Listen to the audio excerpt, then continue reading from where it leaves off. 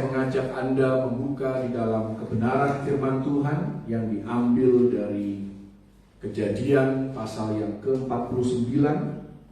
Kita akan lihat beberapa ayat dari Kejadian 49.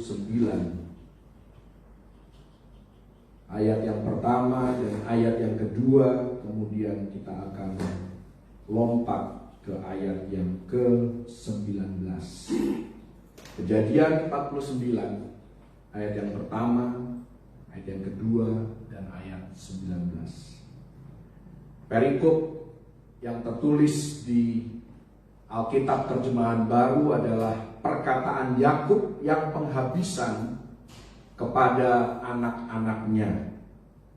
Kemudian Yakub memanggil anak-anaknya dan berkata, "Datanglah berkumpul, supaya kuberitahukan kepadamu apa yang akan kamu alami di kemudian hari.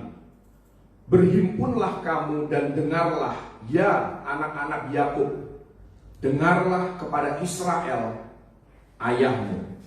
Kemudian kalau Anda membaca dari ayat yang ketiga dan seterusnya, ini merupakan perkataan Yakub terhadap anak-anaknya yang sekali lagi dikatakan di ayat yang pertama tadi, bahwa inilah yang akan mereka alami di kemudian hari. Dan tiba di ayat yang ke-19, ada satu anak daripada Yakub bernama Gad. Dikatakan di ayat yang ke-19, Gad, ia akan diserang oleh gerombolan, tetapi ia akan menyerang tumit mereka. Jadi dikatakan tentang Gad, dan saya percaya hal ini juga berlaku bagi orang-orang percaya yang hidup di zaman now, bahwa terkadang kondisi, situasi, dan keadaan hidup kita bisa tidak baik. Dikatakan di sana, Gad, dia akan diserang oleh gerombolan. Kita terkadang terlihat kalah, terlihat hendak putus asa, buntu, tidak tahu harus berbuat apa.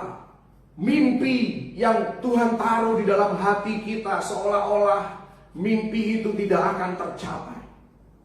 Tetapi dikatakan tentang Gad bahwa dia bukan hanya akan mengalami serangan, tetapi pada akhirnya dia akan memperoleh kemenangan. Pada akhirnya akan ada penggenapan daripada firman dan nubuatan atas hidup Gad. Sekali lagi, ini merupakan salah satu berkat dari Yakub atas anak-anaknya. Perkataan yang penuh dengan kuasa, yang memberikan bukan saja masa depan mereka, gambaran akan apa yang mereka akan alami dalam kehidupan mereka. Juga Yakub di sini berbicara tentang identitas daripada keturunannya. Dan ini merupakan bekal yang baik, ya, khususnya bagi para orang tua yang punya anak-anak, ya, oma, opa, kepada cucu-cucunya. Ini merupakan perkataan yang penuh dengan kuasa, bekal yang kita bisa berikan kepada mereka. Dan ini akan menjadi sesuatu yang sangat baik ketika anak-anak kita atau cucu-cucu kita ada di dalam keadaan yang sulit. Pada saat itulah perkataan nubuatan seringkali muncul, dan firman itulah yang menguatkan anak-anak kita, yang menguatkan cucu-cucu kita untuk tetap bertahan. Di ayat yang pertama dan di ayat yang kedua, di sana ada sesuatu yang menarik karena ini merupakan perkataan Yakub. Yakub adalah orang yang kita kenal sebagai orang yang licik pada awalnya, ya, minimal dia akan mengalami perubahan menjelang akhir hidupnya. Dia orang yang curang, dia orang yang pendusta. Bahkan dalam bahasa Inggris arti kata Yakub adalah supplanter. Supplanter itu adalah orang yang suka merebut sesuatu yang bukan miliknya dengan cara yang paksa, dengan mendiskreditkan orang lain yang seharusnya mendapatkan kemuliaan, tetapi kemuliaan itu dia ambil. Itulah sifatnya Yakub, supplanter, orang yang suka ya menahan dan menghambat karir orang lain supaya dia lebih maju. Ya, dia yang suka menjatuhkan bisnisnya orang lain supaya bisnis dia menjadi lebih menguntungkan. Itulah sifat daripada Yakub. Tetapi di sana bukan hanya ada Yakub, tetapi ada juga yang namanya Israel. Israel ini adalah sisi positif dari kehidupan Yakub. Israel artinya pangeran bersama Allah.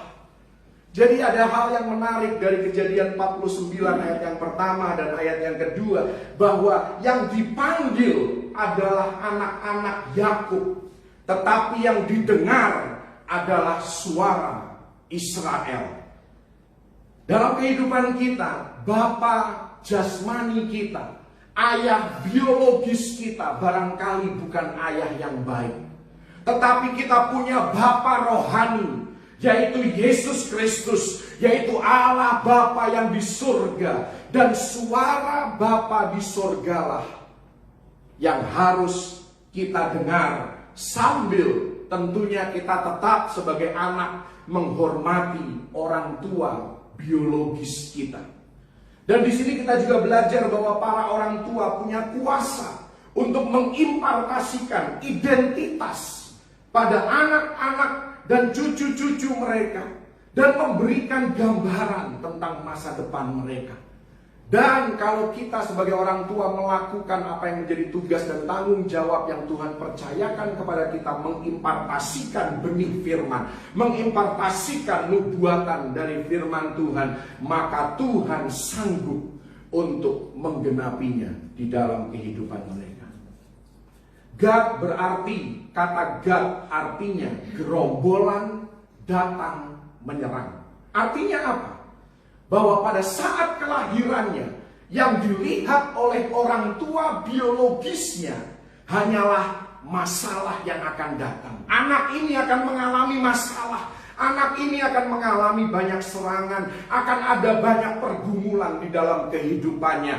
Ia diserang oleh gerombolan. Nah, ya, prinsip ini sepertinya diadopsi oleh orang-orang Batak Karo, ya kan? Kalau kasih nama ke anaknya itu sesuai dengan apa yang mereka alami pada saat itu, apa yang mungkin bisa juga menjadi visi kehidupan mereka. Saya punya teman-teman orang Batak Karo, namanya antara lain Topan Ketaren, ya kan? Ada yang namanya badai tropik, ya. Jadi itu adalah mungkin pada saat kelahiran bayi itu terjadi badai yang luar biasa, makanya langsung dikasih nama badai, ya kan? Ya, jadi itu diadopsi, saya pikir, oleh orang-orang Batak Karo. Mohon maaf kalau saya salah, tetapi diambil dari Alkitab, bahwa seperti itulah para orang tua di Alkitab memberikan nama kepada anak-anaknya, khususnya di Perjanjian Lama. Gad artinya gerombolan datang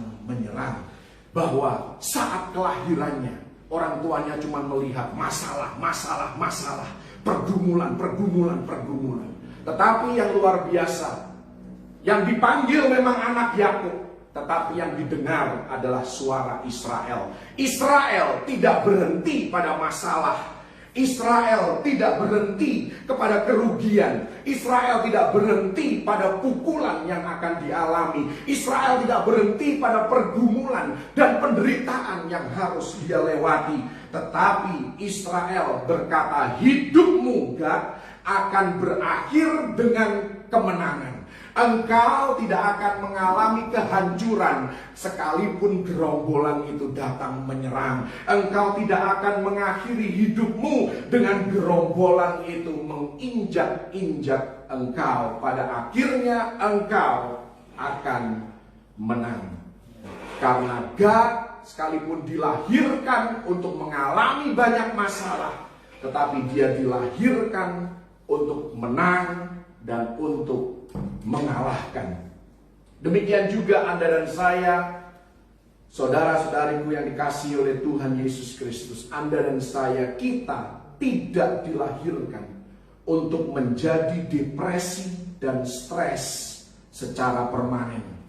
Kita tidak dilahirkan untuk dihancurkan oleh berbagai hal yang terjadi atas hidup kita. Barangkali untuk sesaat hal buruk sepertinya menguasai hidup kita.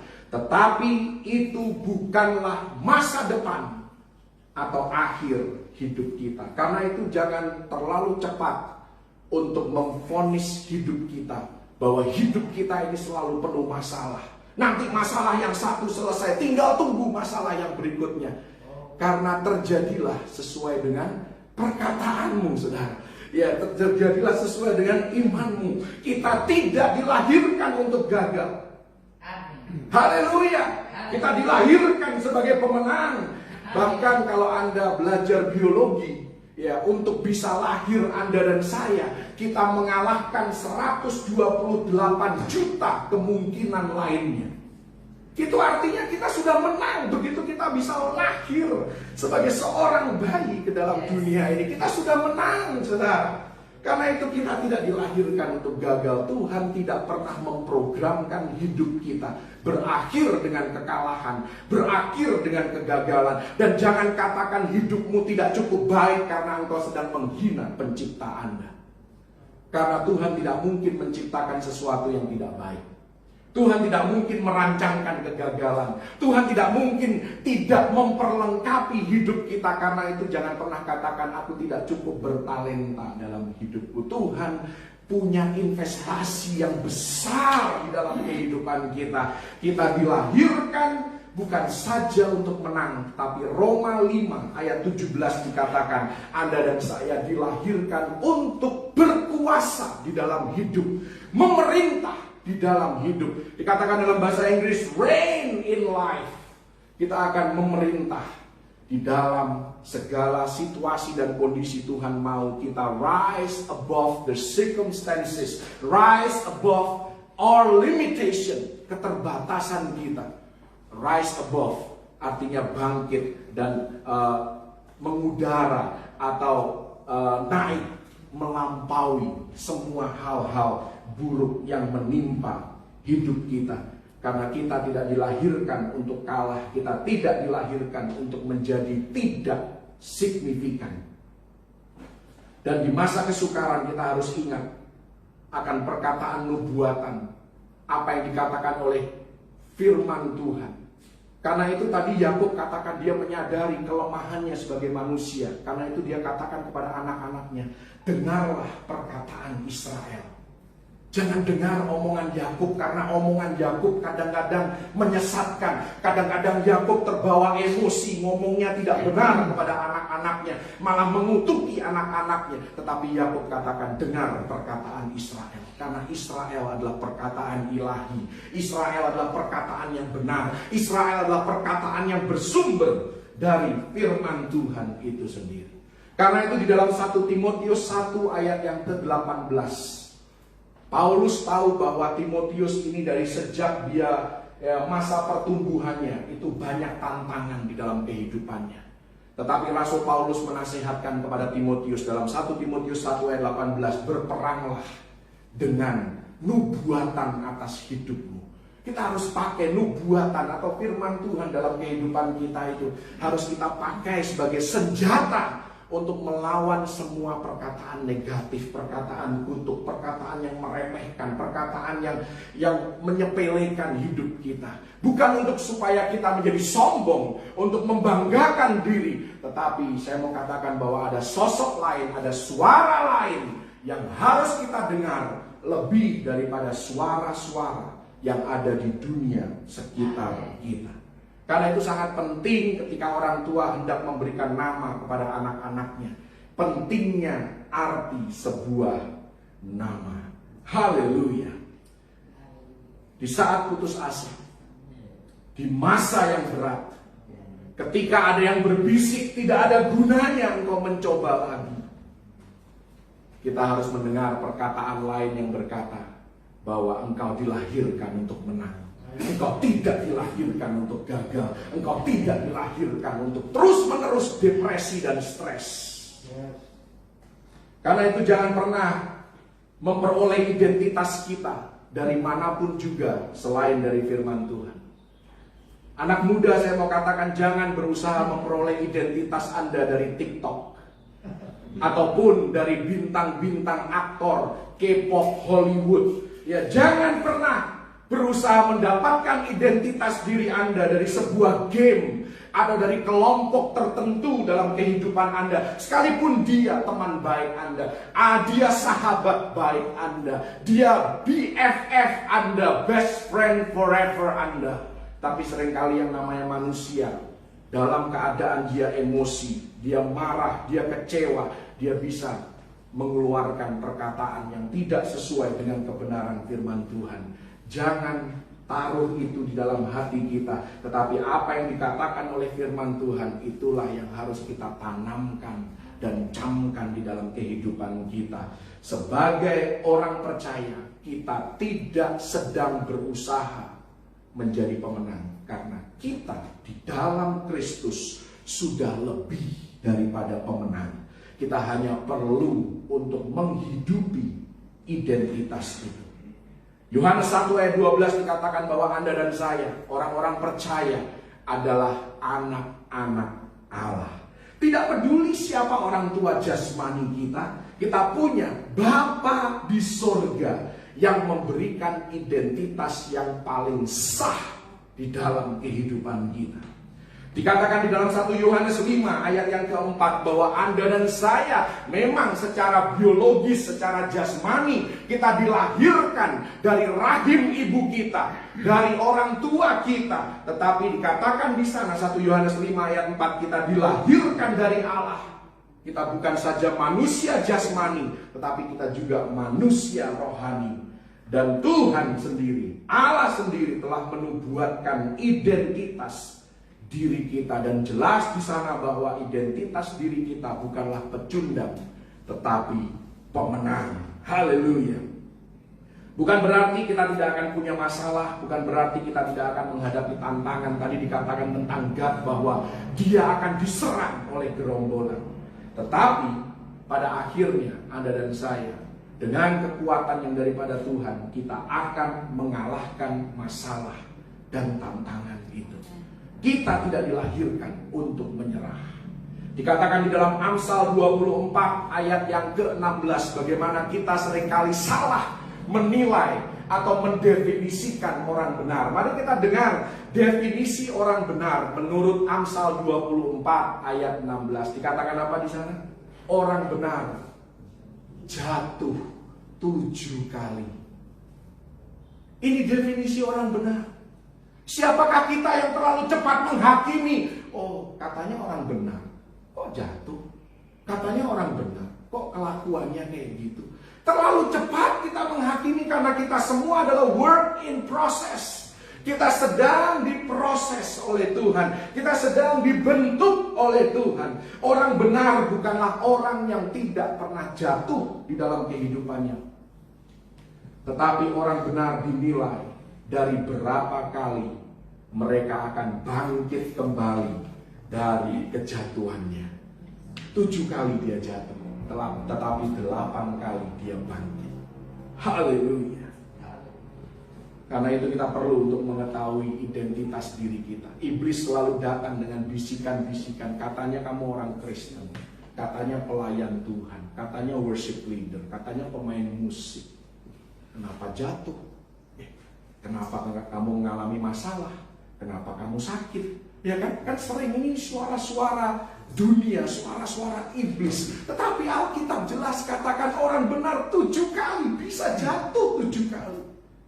Ya 7 ini tentunya bukan artinya kalau Anda sudah jatuh 8 kali sudah nggak sesuai dengan firman Tuhan. Ini tentunya hanya ilustrasi saja, saudara. Sekali lagi ya, nilai hidup kita itu didasari atas berapa kali kita akan bangkit kembali setelah kejatuhan kita. Tuhan kita adalah Tuhan yang selalu memberikan kesempatan yang berikutnya dalam kehidupan kita. Mari kita lihat Ulangan 33 ayat yang ke-20 tentang Gad.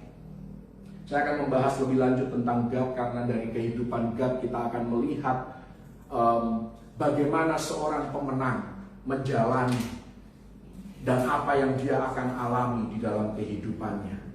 Ulangan 33 ayat 20 dikatakan tentang Gad, ia berkata, terpujilah dia yang memberi kelapangan kepada Gad. Seperti singa betina ia diam dan menerkam lengan, bahkan batu kepala. Jadi di sana dikatakan bahwa diberkatilah orang yang memberikan kelapangan kepada Gad. Dan Gad adalah gambaran daripada seorang pemenang.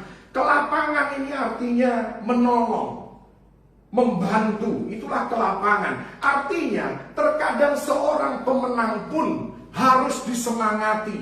Seorang pemenang terkadang harus ditolong, harus dibantu. Seorang pemenang perlu untuk diperbesar kapasitasnya. Pemenang adalah para penyemangat. Ini yang pertama, satu hal tentang pemenang. Pemenang adalah para penyemangat. Tidak membuat orang lain menyerah. Selalu mengingatkan orang lain tentang identitas dalam Tuhan. Tidak membiarkan orang lain hidup di dalam dosa. Kenapa? Karena bukan untuk itulah kita dilahirkan, untuk terus terikat dengan dosa. Karena Yesus Kristus punya yang namanya kasih karunia untuk melepaskan kita dari segala ikatan dosa. Jadi para pemenang itu selalu mengencourage, mendorong orang lain. Jangan engkau hidup dalam dosa. Jangan engkau terus terikat dengan dosa yang sama. Karena engkau dilahirkan untuk sesuatu yang lebih daripada sekedar terikat dengan dosa. Ada satu hal yang menarik tentang Yeremia. Yeremia 38 ayat yang pertama. Mari kita lihat. Ini menarik, saudara. Ada pewahyuan yang luar biasa di sini. Kita lihat ada 4 orang yang selalu membuat hidupnya Yeremia itu seperti neraka. Dikatakan tetapi Sefaca bin Matan, Gedalia bin Pasyur, Yukal bin Selemia, dan Pasyur bin Malkia mendengar perkataan yang tidak henti-henti diucapkan oleh Yeremia kepada segenap orang banyak itu.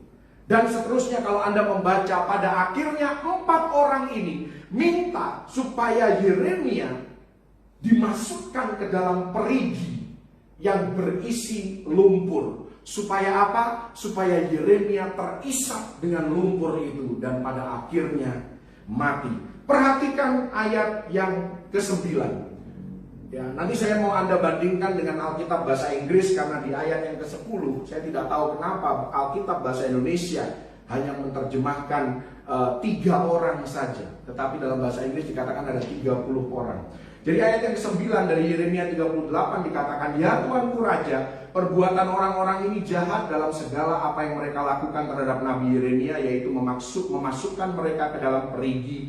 Ia akan mati kelaparan di tempat itu sebab tidak ada lagi roti di kota. Lalu Raja memberi perintah kepada Ebed Melek orang Ethiopia itu, katanya, bawalah bukan 3 orang, tetapi dalam bahasa Inggris, dalam bahasa aslinya, bawalah 30 orang dari sini dan angkatlah Nabi Yeremia dari perigi itu sebelum ia mati.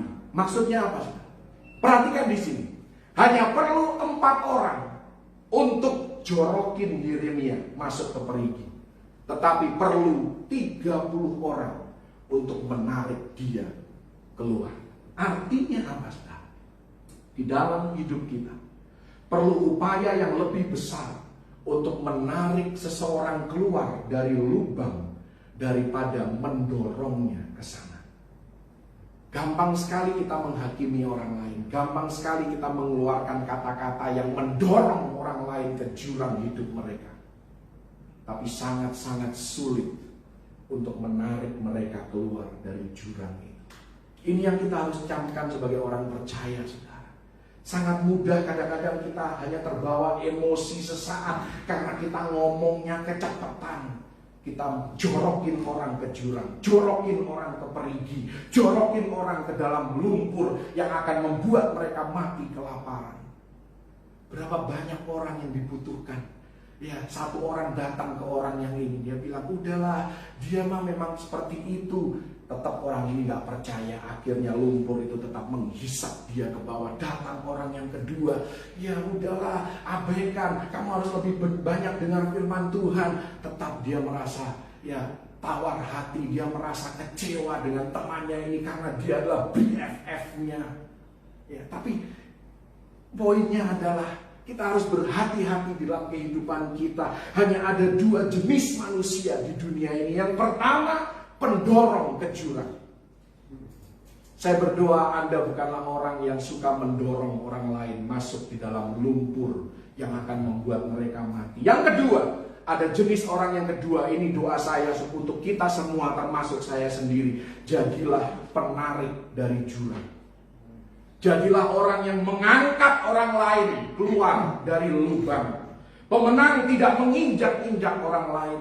Pemenang tidak meninggalkan orang lain begitu saja. Pemenang menarik orang lain keluar dari jurang kehidupan, dari lubang perigi yang berisi lumpur yang akan membunuh mereka. Sangat mudah untuk menggosipkan, sangat mudah untuk menghakimi orang yang sedang jatuh. Belajarlah menjadi seseorang yang menariknya naik keluar dari lubang itu. Anda dan saya ada di sini hari ini karena seseorang telah menarik kita keluar dari lubang keterpurukan. Seseorang percaya kepada kita. Seseorang memberikan kesempatan kepada kita. Kita berhutang kepada mereka untuk bangkit kembali, untuk berpengharapan kembali, untuk berusaha kembali, untuk mencoba lagi. Yeremia 12 ayat yang kelima.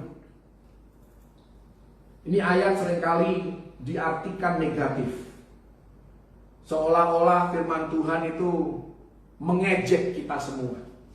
Tetapi di sini dikatakan begini, itu tergantung bagaimana kita membawakannya sebenarnya.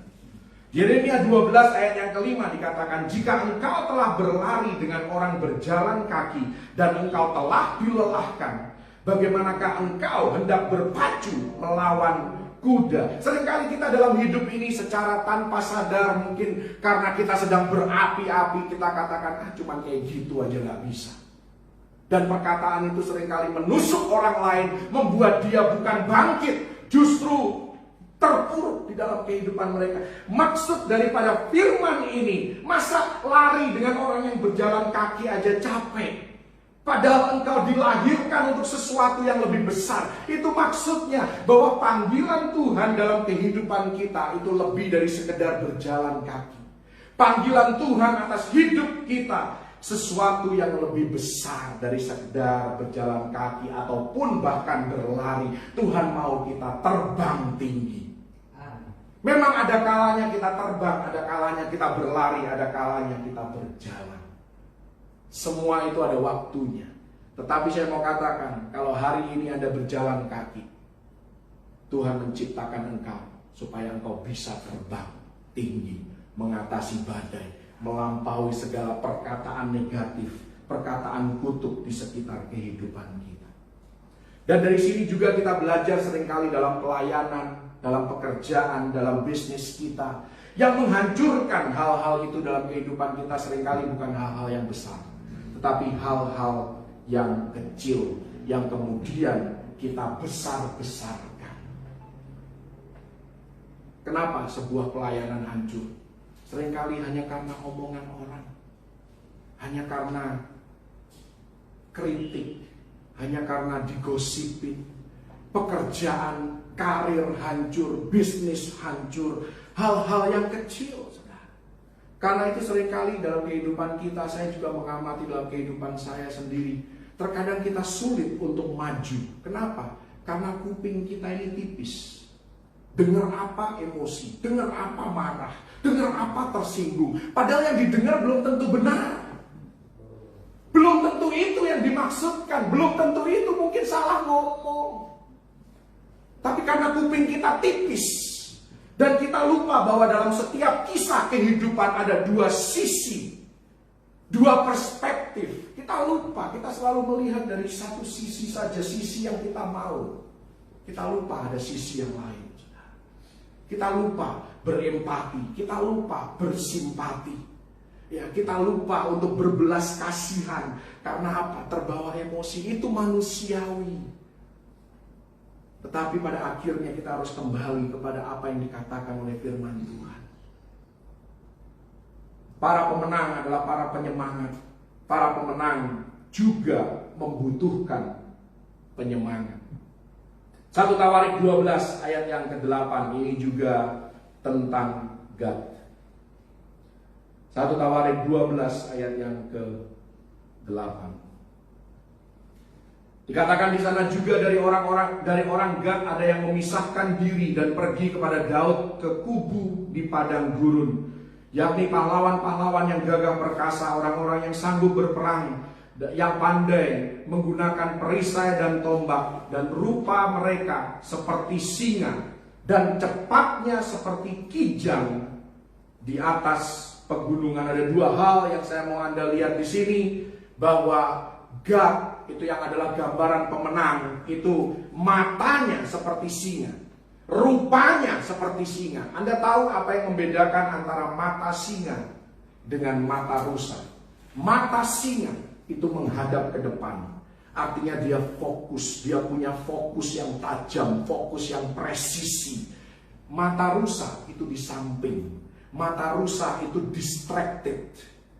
Dia itu tidak bisa fokus ke satu sisi karena memang dalam hidupnya, mungkin di dalam food chain atau di dalam apa itu, kalau kita belajar biologi, memang di dunia satwa sana, ya rusa harus selalu berjaga-jaga karena akan ada predator yang bisa menerkam hidupnya. Matanya di samping, hidupnya selalu distracted, tidak bisa fokus, tidak bisa tajam di dalam fokusnya, tidak presisi di dalam fokusnya. Banyak yang dia mau, tetapi tidak fokus. Karena itu akhirnya apa? Tidak ada yang dikerjakannya yang maksimal. Kenapa? Karena tidak fokus, distracted. Tetapi pemenang, orang Gad ini, mereka rupanya seperti singa, mata singa itu fokus ke depan, tidak distracted. Dia tahu apa yang dia mau dan dia kejar hal itu sampai dia mendapatkannya. Saya pernah bekerja di satu perusahaan perkebunan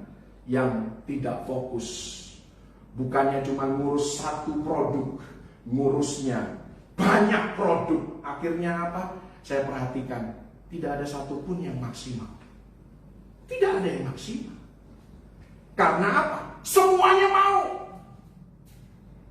Semuanya mau, tapi resourcesnya nggak cukup, sumber dayanya tidak cukup. Tapi seorang pemenang, dia tahu apa yang dia tuju, kemana dia harus pergi, dan dia fokus ke sana.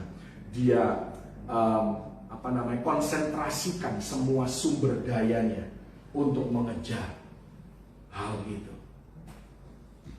Fokus yang tajam. Dan yang kedua di sini dikatakan bukan hanya rupanya, matanya seperti singa, tetapi para pemenang itu kakinya cepat seperti kijang. Artinya apa? Pemenang tahu kapan dia harus lari, dan dia akan lari cepat.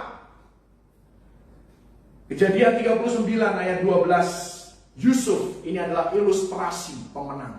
Kenapa? Kakinya cepat, cepat lari dari cobaan, lari dari Tante Potifar yang begitu menarik.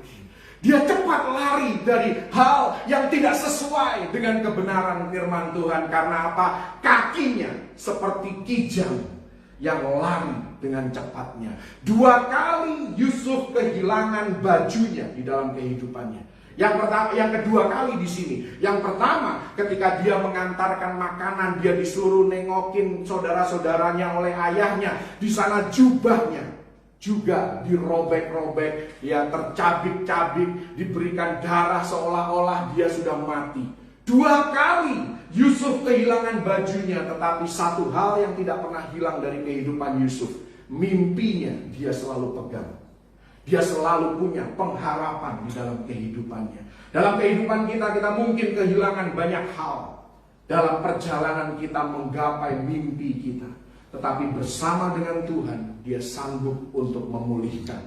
Dia sanggup untuk bahkan bukan saja memulihkan, memberikan kita 2 kali lipat, 3 kali lipat, bahkan 1000 kali lipat pun tidak sulit bagi Tuhan untuk melakukan. Seperti dia mengangkat Yusuf Dia sanggup untuk mengangkat Anda dan saya kalau kita tidak menyerah. Karena itu sebagai pemenang, kita harus punya kaki yang cepat. Lari dari narkoba, lari dari pornografi, lari dari hubungan yang toksik, lari dari investasi yang berdarah-darah, lari dari hal-hal yang kita tahu bahwa Tuhan tidak mau kita lakukan itu. Lari dari sana, saudara.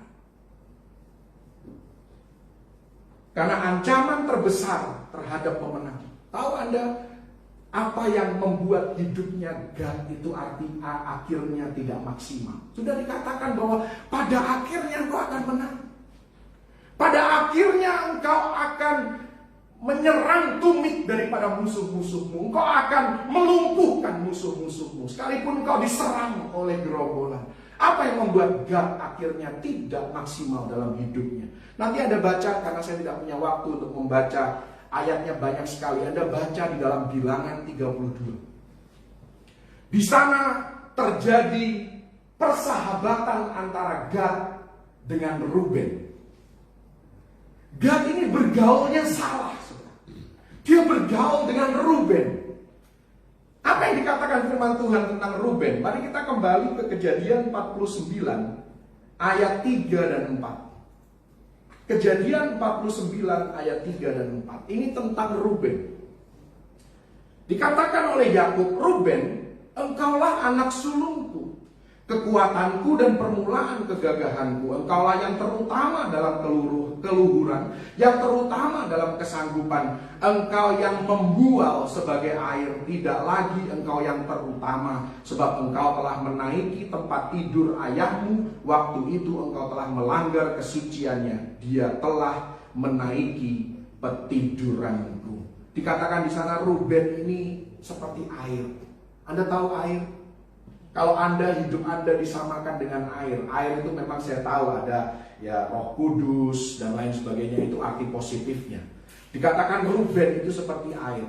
Tahukah Anda, air itu tidak stabil. Jangan bergaul dengan orang yang tidak stabil. Air itu berubah-ubah sesuai dengan lingkungannya. Waktu dingin dia jadi es. Waktu panas, es itu menguap dan mencair. Balik lagi jadi cair. Itulah air, tidak stabil. Itu namanya bunglon. Hati-hati dengan bunglon di dalam kehidupan Anda. Orang yang kelihatannya baik di depan Anda, kelihatannya mau menolong Anda, ternyata dari belakang nusuk Anda. Kita harus hati-hati, saudara, dengan Ruben. Sebagai Gad, kita harus berhati-hati dengan siapa kita berasosiasi. Karena asosiasi dengan kelompok yang salah adalah bahaya terbesar bagi pemenang. Orang negatif seringkali akan membuat kita puas dengan hal yang kurang dari maksimal. Sudahlah, hidupmu sudah cukup baik. Padahal ada mimpi yang jauh lebih besar yang masih harus kita kejar.